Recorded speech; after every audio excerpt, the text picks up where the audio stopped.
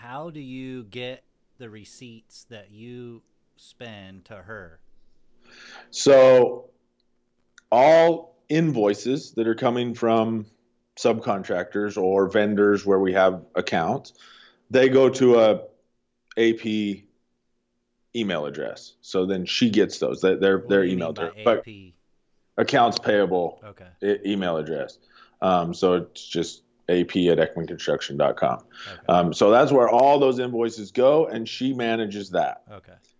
Um, but there's a lot of spending that happens right here on company credit cards. Yeah. So weekly, we have uh, uh, a production meeting on Thursdays, and all of our production staff has to bring in their receipts that are coded and and job named or labeled and coded per division, and then uh, they tape them to a sheet of paper and scan them and send them over to Karen.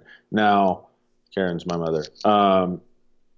We've gotten busy enough now that our office manager kind of manages that a little bit. She collects those receipts, makes sure they get scanned and sent over so that they can all be tracked. So do you have like a device that you can just run them through to scan them? No, we don't do that. We they just tape them to a regular sheet of paper and Okay. then scan them on a regular scanner. Okay. I've seen those devices. I'm interested in those devices. I don't necessarily think that that's the route I'm going to go because I would rather have that person that's entering those receipts to be right there in the office. Because even with that scanner that you fish them through, it's that step that we don't necessarily need to be taken. They could just be handed to somebody to enter into Builder Trend and be done. Mm-hmm. How do you go about your, getting those leads and getting more jobs?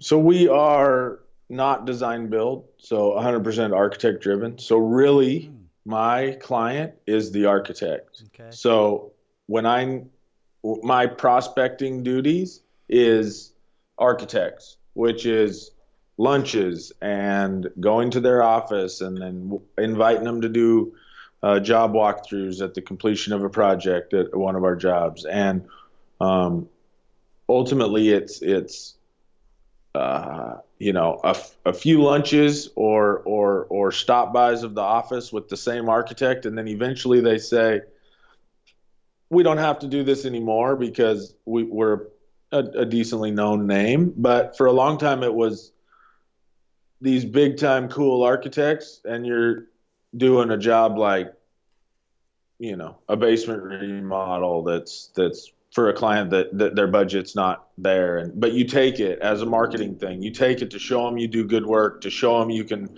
deliver on the schedule, and then they send you a little better one, and they send you a little better one. So when I look at my pipeline and I'm concerned, the first thing I do is I send emails to all the architects we've ever worked with and say, hey, I'm looking for work in September. What do you got?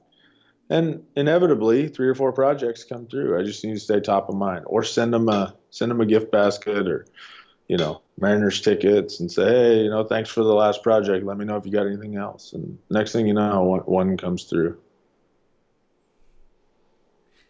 You brought up Mariners. So did you quit your job with them right away, or did you keep working there for a while?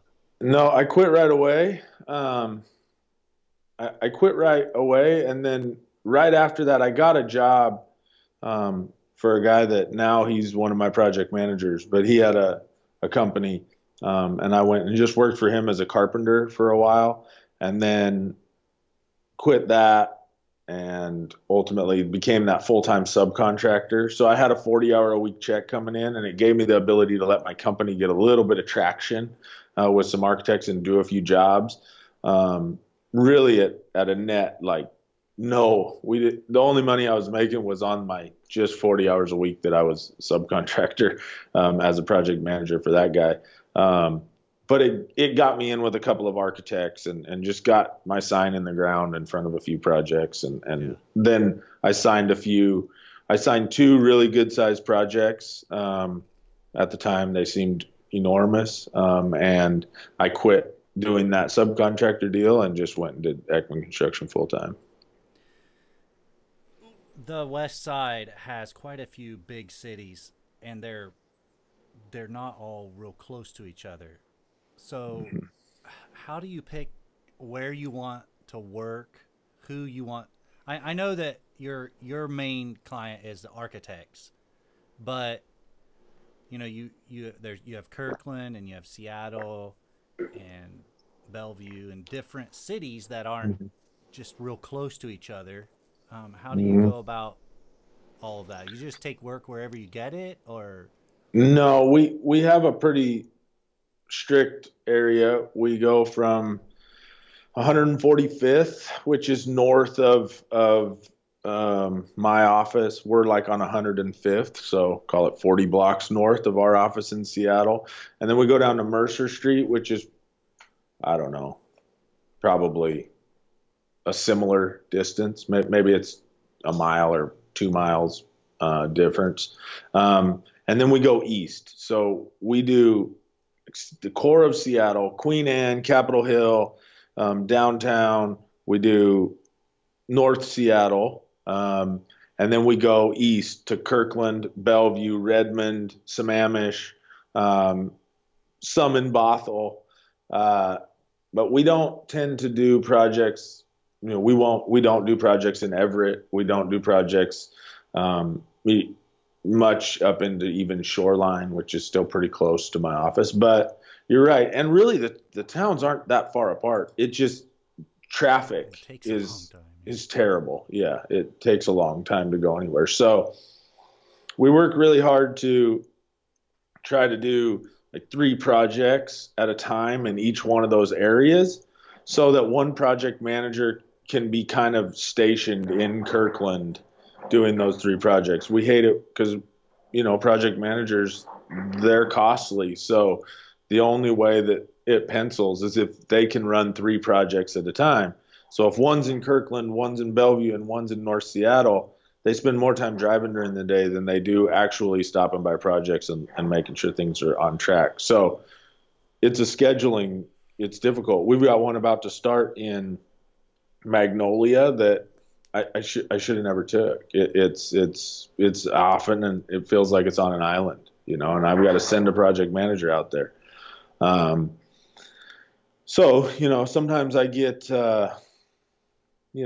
hot and heavy for a project because it's a great project Mm-hmm. and, great client. And I always regret it. We're doing one in South Seattle right now, right on the water. I mean, beautiful house, one of the biggest revenue projects we've ever done.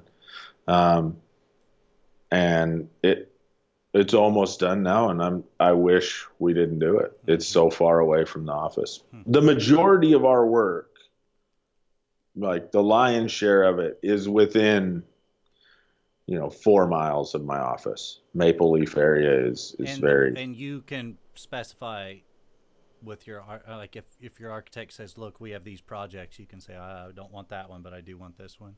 Yeah, absolutely. And I say no to a lot of projects. Okay. I say, oh, no, thanks. We're not working out in West Seattle right now or whatever. Let's talk Um, about like online marketing. What are you doing for your brand online? we, a year ago or a year and a half ago, I um, decided to make a real commitment to our social media presence. Um, and so I knew a guy. I consider him a kid. He's like 25 years old. He was a real estate agent at the time, but he didn't love being a real estate agent. But his Instagram and his Facebook and all of his things were so good. And so, he was very like personal brand, personal brand, personal brand. And so I talked him into being our marketing manager, and to actually manage that for me. And it's amazing what it's done. Like we don't get, people say, oh man, other builders, older builders, they say you're not going to get $1 million project off of Instagram. And they're 100% right. They're 100% right. But I am going to get an architect who says to that client, hey, call Eckman Construction And then they look us up on Instagram and we're there and we've got a great presence. And on Facebook and we're there and we've got a great presence. Then they look at our website and it's a nice done website. We had that built in 2018 and a new one built in 2018. It's a nice website. And then when they come in and sit down at my conference table for the first meeting and they say to me, if a client says to me, hey, I follow you on Instagram, my confidence level shoots through the roof. I know that they've been watching. Yeah. I know our Instagram is fire. It's great. We have good content. We deliver good message on there, and like we become a sought after thing instead of just, you know, the first time they hear anything about us is when they sit down at our conference table. It's a different meeting if they follow us on social media. That's interesting.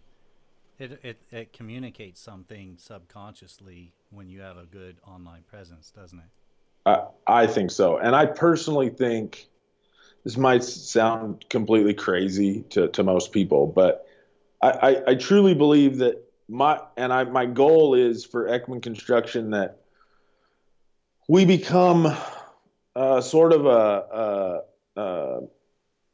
a purchase for somebody who kind of has to like keep up with the Joneses, right? Like they have to hire us because their friend did it and their friend stuff was all over our Instagram and their friend is talking about how great of an experience it was. And they want to be able to go to their dinner party or their cocktail party or their happy hour and say, oh yeah, Eakman Construction's doing it. And that person say, or some random person say, oh my God, I see them on Instagram. They do great work. Like how cool is that? So that's the goal with my social media is to be just like this name that people have to hire because they can't face their friends if they don't. If they hire just the guy in a truck, right? Like that doesn't have an Instagram, it doesn't have all that stuff.